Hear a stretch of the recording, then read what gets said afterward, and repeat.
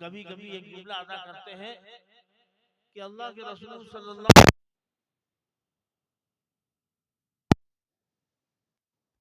ثابت ہے نہ بارات ثابت ہے.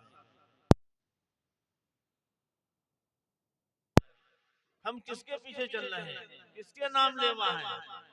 ہماری شادیاں غور کر کے دیکھیں کہ کس کے مطابق چل رہی ہیں، کس مذہب پر ہے، کس کی شریعت پر ہے. آپ غور کر لیجیے کہ ہماری شادی ہمارے فرائض کے مطابق ہو رہی کہ نہیں ہو رہی. ہر شادی کے اندر بغیر بارات کی کوئی شادی ہو رہی نہیں، بغیر جہیز کی شادی ہو رہی نہیں. سنت طریقہ تو یہ ہے کہ نہ بارات ہو نہ جہیز ہو، زبان دیا، لڑکی پسند آ گئی، پکی ہو گئی، 5 آدمی کا نکاح پڑھائے، رومانٹک کے لیے چلے آئے. اللہ کے رسول صلی اللہ علیہ وسلم کی 4 بیٹیاں، کسی بیٹی میں جہیز اور بارات ثابت ہو تو کوئی بتا دے. رہا حضرت علی کا مسئلہ تو وہ ایک اولاد کی حیثیت رکھتے تھے، تو ان کی طرف سے تھا، جہیز کا تعلق نہیں ہے.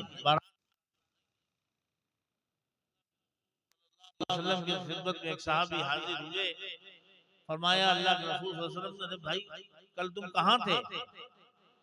فرمایا اللہ کے رسول صلی اللہ علیہ وسلم کل ہمارا نکاح تھا. حضور کو بھی خبر نہیں، نکاح اتنا آسان تھا، زنا بہت مشکل تھا. آج زنا آسان ہے، نکاح مشکل ہے. ہم نے حضور پاک صلی اللہ علیہ وسلم کی زبان سے نام سے جب کچھ کہا جائے تو چیخنے چلانے کو تیار بیٹھے ہیں. ہم سے بڑا